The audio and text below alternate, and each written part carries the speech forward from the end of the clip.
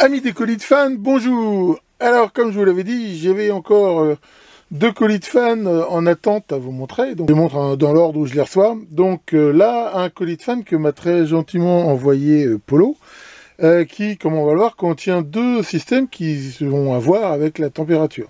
Donc là, nous avons un jumeau Logoprint C200 qui est un enregistreur papier de température, donc sur lequel on peut brancher un certain nombre de sondes et qui affichent leur progression ici sur papier, sachant que c'est quand même un système, comme on peut le voir, numérique.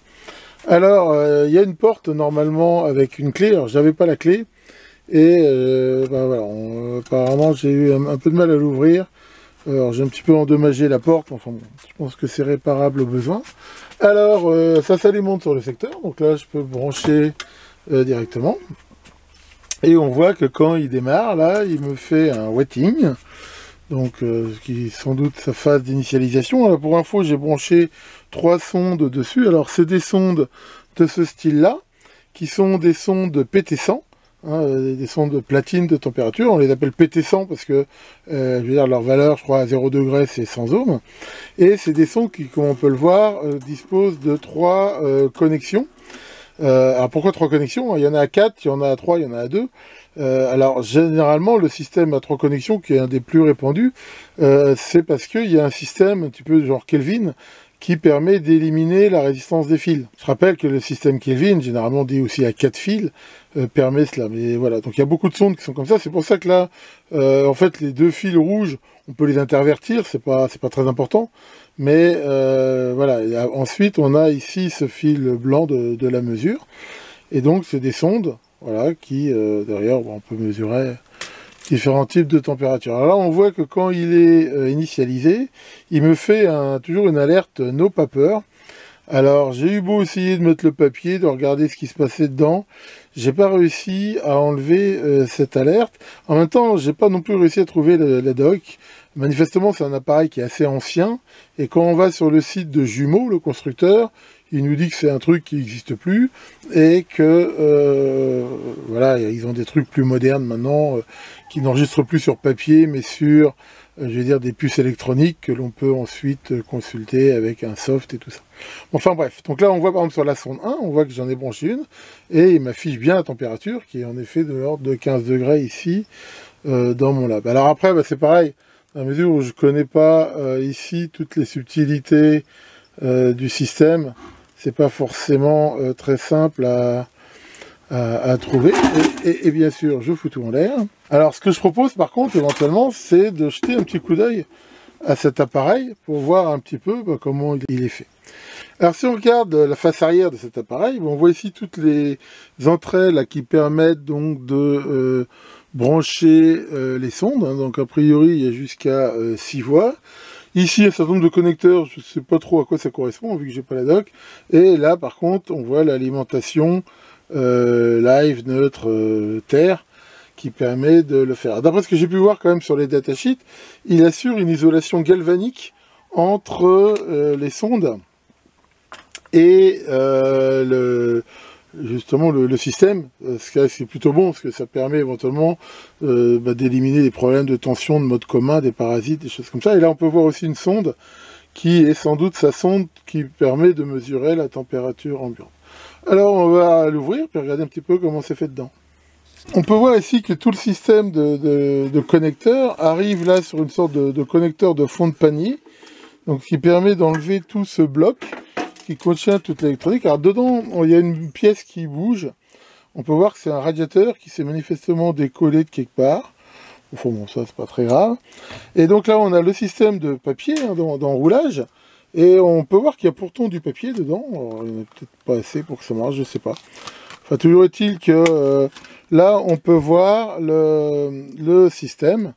Alors, c'est manifestement du papier dit thermique, c'est-à-dire qu'il n'y a pas d'encre. Et on peut voir que là, il y a cette tête là qui peut se déplacer comme ça et qui va permettre donc de venir imprimer sur le système. Donc là, on a la face avant qui contient simplement les boutons et l'afficheur. Et si on regarde derrière, Voilà, on retrouve là ce connecteur qui vient sur ce fond de panier. Et là, toute l'électronique qui tient dans ces différentes cartes que l'on peut, je pense, enlever. Donc manifestement, il y a ici la carte d'alimentation. Et là, différentes cartes que l'on peut regarder. Donc il y a même a priori une place pour une carte a priori optionnelle. Alors on peut déjà regarder la carte d'alimentation. Voilà, donc on peut voir que c'est une alimentation analogique. C'est pas une alimentation à découpage avec un beau transfo torique. Et là, un régulation. Voilà. D'ailleurs, il y a des grandes chances que, comme on voit là, il y avait un truc, si ça se trouve, le radiateur il vient de là, ce qui serait assez logique par rapport à son pendant de l'autre côté. Donc plutôt de la bonne qualité. Là, on a une autre carte qui est, alors, si j'arrive à regarder, voilà. Là, on a une carte qui contient, si on peut voir, je regarde, manifestement, c'est des relais, des relais blindés. Et ici, toute là, une électronique avec des switches là qui doivent permettre de sélectionner des options. Donc là, on voit qu'on a un mélange de composants traversants, comme le ULN 2003, là, qui est un septuple Darlington, avec des circuits déjà montés surface. En fait, ça correspond sans doute, il y a eu une période comme ça où il y avait un peu les deux. Donc voilà, a priori, avoir les dates codes, voilà, c'est de l'ordre de 93 par là. Donc ça, c'est un truc qui a déjà quand même, à mon avis, plus de 20 ans, quoi. Donc ça, ici, on a encore cette carte-là, avec là une cartouche qui permet sans doute de mettre soit des programmes, soit un module de mémoire.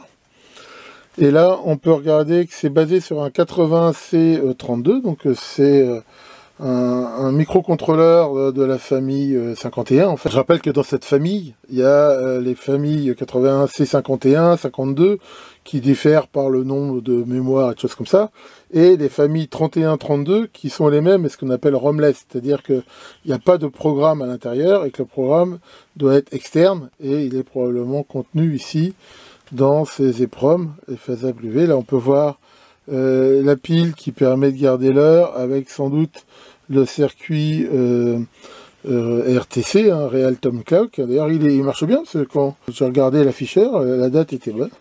Donc on a cette carte-là, et finalement cette carte qui, a priori, semble piloter ce connecteur-là qui va justement sur l'affichage, qui est sans doute la partie interface avec l'affichage et les boutons. Donc là, pareil, on voit qu'il y a éventuellement des options qui n'ont pas été peuplées. Donc voilà, c'est plutôt de la belle électronique, il n'y a rien à dire. Et puis là, voilà, on peut voir buzzer, fusible. Enfin, on retrouve ici ce fond de panier. C'est, ma foi, assez intéressant. Alors, le truc que par contre, quand ils disent que c'est isolé galvaniquement, c'est sans doute pas fait, enfin, c'est-à-dire l'isolation doit être simplement fait ici, je pense, par l'alimentation, où on voit justement qu'elle est double, si ça se trouve, il y a deux parties isolées. Enfin voilà, un bel appareil. Alors, c'est-à-dire que sans documentation, puis a priori, il n'a pas l'air de fonctionner. C'est pas dit que je puisse l'utiliser en tant que tel, mais à la limite, il y a des beaux composants, on peut voir dessus éventuellement à récupérer. Enfin, bon. Je vais voir ce que je vais faire de cette merveille. Alors, il y avait une deuxième chose dans ce colis de fan, c'est ce petit module. Alors ça, c'est un module, on va dire, relativement classique, qui est en quelque sorte un thermostat, c'est-à-dire sur lequel on peut brancher, en effet, une sonde de température. Et derrière, on peut voir qu'il y a différents contacts. Là, deux contacts. Un contact d'alarme, c'est-à-dire qui permet, selon un seuil que l'on peut programmer, d'afficher une alarme, enfin de déclencher un contact, qui peut déclencher une alarme, une lumière, tout ce qu'on veut. Et ici, le contact éventuellement qui va permettre de mettre en route ou pas l'élément soit chauffant, soit réfrigérant, selon ce qu'on veut faire. Donc, parce que j'ai compris, ce truc-là serait plutôt fait pour des congélateurs. Et alors là, j'ai trouvé la doc, donc on peut facilement le programmer. On peut même programmer pour utiliser différents types de sondes. Là, j'ai une sonde là qui est pour le coup pas une PT100, qui est une sonde 10 kΩ. En fait, c'est une CTN 10 kΩ. Alors, on peut voir qu'elle n'a que 2 fils. Maintenant, ça se comprend. Je veux dire, sur 10 kΩ, la résistance des fils devient relativement négligeable, enfin, surtout s'ils ne sont pas très longs. Donc voilà, alors là ça marche. Alors ces modules-là, ils s'alimentent différemment, il faut bien regarder la doc. Là, celui-ci s'alimente en 12 volts continu ou alternatif. Donc là, pour l'essayer, c'est très simple. Il suffit de brancher les fils. Donc voilà, sur une alimentation 12 volts. Donc là, pareil, on a une phase d'initialisation où il teste l'afficheur. Et ben là, il m'affiche bien la température actuelle qui est de 17 degrés. Et on voit que si je fais chauffer la sonde dans mes doigts, normalement la température devrait augmenter. Alors bien sûr, sur ce genre de sonde, voilà, on voit ça augmente comme ça. Donc derrière, ben, on a tout un certain nombre de fonctions que l'on peut programmer. On trouve ça dans la doc, qui vont justement permettre de programmer le seuil d'alarme, le type de sonde, l'hystérésis de la commande, ainsi de suite. Donc ça, c'est tout à fait utilisable, on va dire, comme thermostat, on va dire, en règle générale, sachant que bien sûr, il faut toujours prendre le temps de les programmer. On peut voir qu'il y a aussi là cette fiche sur le côté, parce que ce genre de trucs, généralement, maintenant, il y a des softs qui permettent de les programmer. Bah oui, parce qu'on peut imaginer qu'un installateur industriel qui doit en installer plein, il va pas passer à chaque fois dans tous les menus ici qu'on peut avoir, voilà, ou voilà, qu'on fait 7, là, il y a énormément de paramètres qui permettent voilà, de choisir les différents types de trucs que l'on veut avoir. Ça peut éventuellement être très laborieux. Donc généralement, grâce à ce genre de connecteur, on peut utiliser un soft qui automatiquement voilà, peut mettre en mémoire des configurations, je veux dire, toutes faites, ce qui, bien sûr, est beaucoup plus pratique. Voilà pour cette présentation. Encore un grand merci à Polo pour cet envoi. Donc voilà, comme j'ai dit, j'ai encore d'autres choses aussi à vous montrer, des CP144 qui avancent bien et que j'aimerais aussi vous présenter. Enfin voilà, j'ai plein de choses à faire. Là, ça tombe bien, je suis encore en vacances pour cette semaine de l'ascension, donc je pense pouvoir avancer un petit peu, mais comme je le dis, tout viendra à point pour qui sait attendre. Tiens Maurice, dis-moi, qu'est-ce qui se passe? Qu'est-ce que t'as encore fait à Pincette là? J'ai vu qu'elle faisait la tronche. Elle est venue vers toi et t'a dit « Je t'aime, je resterai près de toi pour toujours ». Et t'as répondu quoi? « J'aime pas les menaces ». C'est pas sympa. Allez, bah là-dessus, profitez bien de ce grand pont week-end si vous êtes concerné. Et sinon, bah courage et à très bientôt pour de nouvelles vidéos.